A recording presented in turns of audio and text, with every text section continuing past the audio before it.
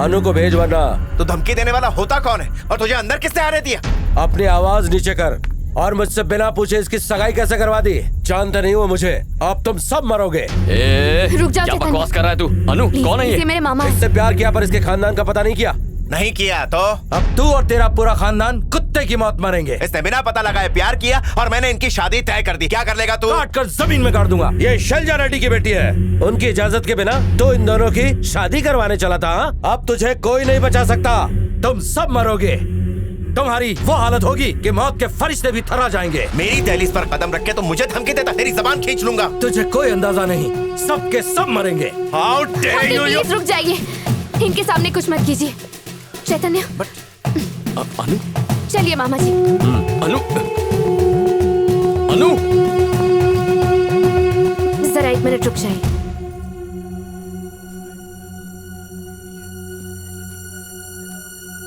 तुम्हारे पापा ने गलती कर दी चैतन्य। मेरी शादी मेरी मर्जी से नहीं हो सकती। अगर मेरी मम्मी को पता लगा तो आज के बाद हम कभी नहीं मिल पाएंगे। मुझे जाना होगा। अनु, अनु, मेरे फंक्शन में आकर मेरी बेइज्जती की। मैं इस कमीने को वाजपेयी जी सर, फोन लगा, कमिश्नर को फोन लगा और मुझसे बात करवा। हेलो, अभी उससे अरेस्ट। हेलो, कमिश्नर आपके दोस्त होंगे पर सीएम उनकी जेब में है। आखिर ये शैलजा रेड्डी है कौन? बेटा, उससे प्यार करने से पहले तुम्हें पता लगा लेना चाहिए था कि उसकी माँ कौन है, वरना वो ऐसे नहीं चली जाती। तो फिर बताओ ना कौन है वो, उसके बाद देखता हूँ मुझे क्या करना। तो सुनो, अगर कोई भी उस औरत से टकराता है तो वो उसे पूरी तरह तबाह करने की ताकत रखती है। उनका नाम है शैलजा रेड्डी।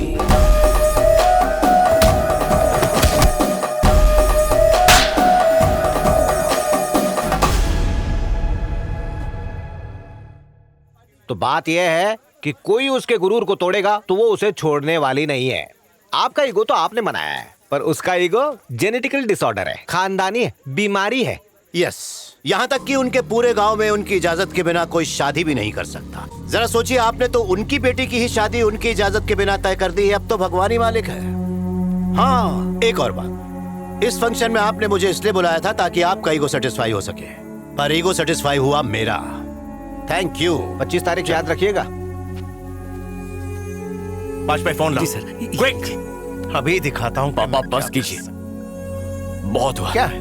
बहुत किया आपने, अब इस बात को और मत बिगाड़िए। शांति अपने बॉयफ्रेंड से शादी नहीं कर पाई क्योंकि आपने उसके परिवार वालों का अपमान किया।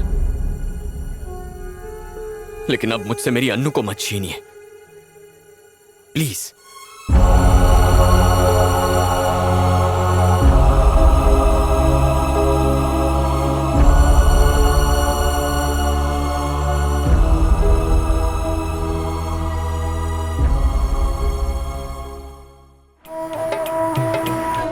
फोन नहीं उठा रही है।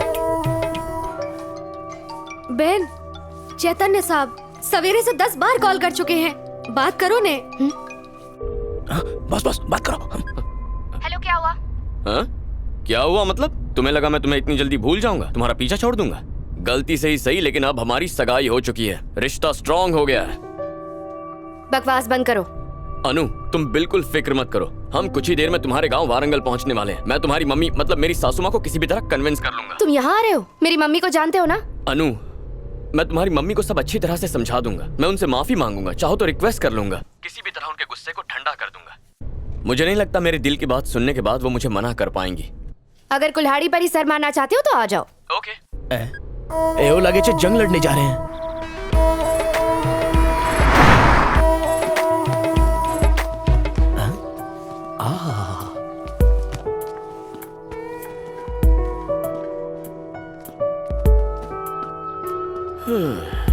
तुम्हारी मम्मी कहाँ है?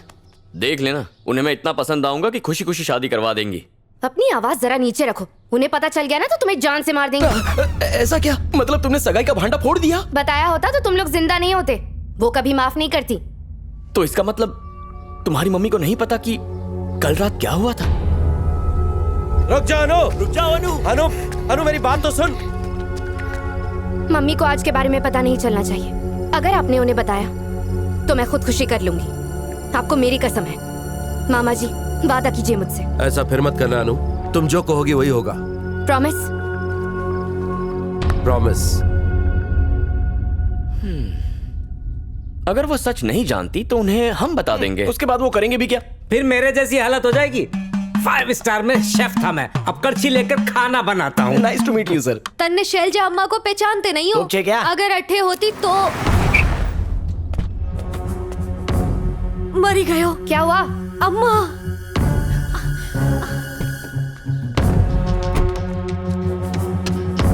तो इसमें डरना क्या है? कह दो हम तुम्हारे दोस्त हैं। चुप करो, इससे पहले कि मम्मी तुम्हें यहाँ देख ले। जाओ यहाँ अरे से। क्यों जाए? दिल वाले आए हैं, दुल्हनिया लेके ही जाएंगे।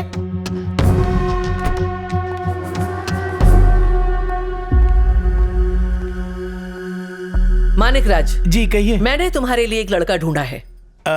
बेटी, लड़का मी के लिए नहीं, यू के लिए ढूंढा है। जानती हूँ, अब इन सब की आदत हो गई है। लड़का क्या करता है? मैं बताता हूँ बेटा, लड़का बहुत रिच है और इसी घर में हाइड है। मानिक राज, जोक था मैडम, उनको लफा रहा था पर वो लाफती नहीं है। क्या बंडल जोक मारता है? लड़का एक डॉक्टर है, मुझे बहुत पसंद है। मैंने उसे लड़की देखने के लिए बुला लिया है। पर इसकी जोड़ी उसके साथ जमनी चाहिए ना, जैसे मेरी तुम्हारी। वो सब शादी के बाद भी हो सकता है। तुम बीच में मत पड़ो वेनू, चुप रहो। मैं कहाँ बीच में पड़ रहा हूँ? पापा सही कह रहे हैं, उससे शादी मुझे करनी है, इसलिए मुझे पसंद आना चाहिए।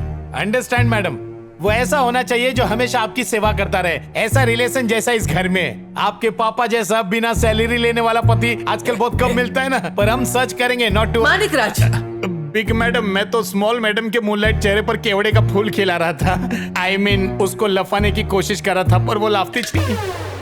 तुम्हारे लिए लड़का ढूंढना मेरी जिम्मेदारी है। वो चाहे तुम्हें पसंद हो या ना हो, फर्क नहीं पड़ता। मानिक राज, मैं लड़का खुद पसंद कर लूंगी। कोई जरूरत नहीं, लड़का मैंने चुन लिया है। मानिक राज, एक काम करते हैं, पहले मैं उससे मिल लेती हूँ, उसके बाद डिसाइड कर लूंगी। सर आ तो तमई चुन से ना। मारो लड्डू।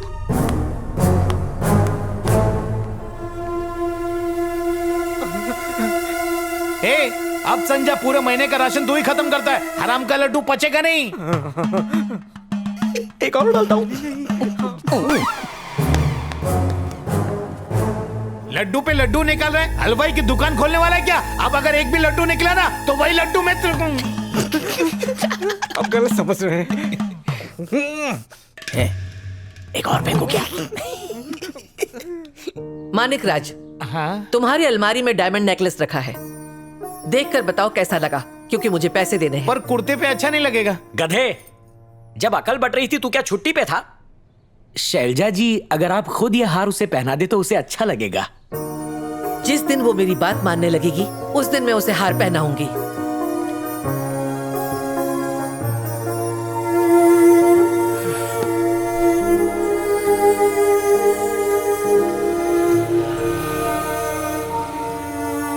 हाँ बोलो, तुम क्या कहना चाहते हो? तुम और तुम्हारी माँ ठीक से बात क्यों नहीं करते? समझ में नहीं आता, बीच में मानिक राज की क्या जरूरत है? हम पिछले 5 सालों से बिल्कुल इसी तरह बात कर रहे हैं। इस गांव में सभी मेरी माँ की इज्जत करते हैं। वो जो भी कहती हैं, यहाँ के लोगों के लिए हुक्म बन जाता है।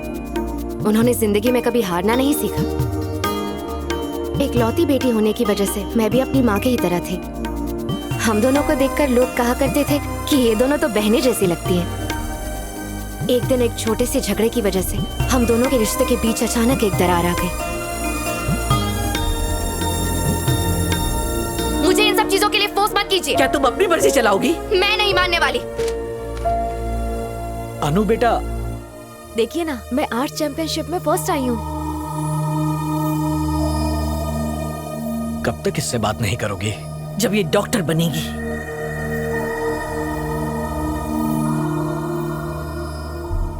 ओ तो आप अच्छे। गुड जॉब अनु, एक्सीलेंट। बॉस, रास्ते का कांटा साफ हो गया।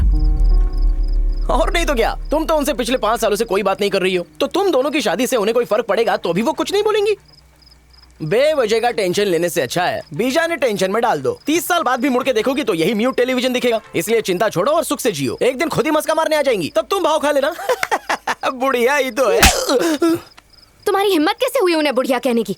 वो चाहे जैसी भी है, मेरी माँ है और मैं उनसे बहुत प्यार करती हूँ। उनकी बुराई नहीं सह सकती।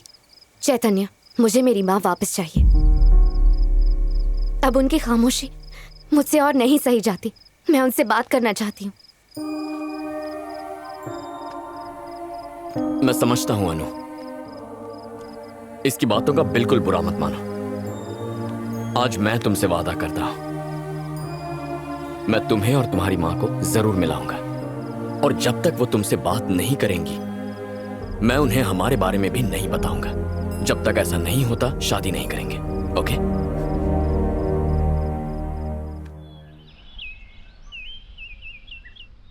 नमस्ते।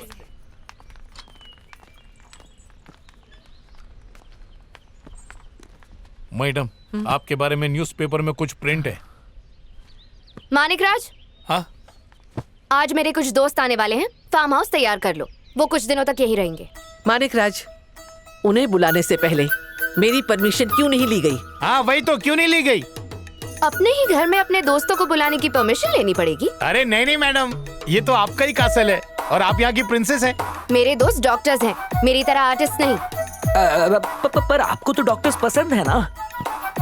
डॉक्टर लाइक है, पर उसके बाद जाना अनलाइक है। अब इसने बुला ही लिया है तो आ जाने दीजिए। कुछ ही दिनों में आपसे डर के चले जाएंगे, देख लीजिए।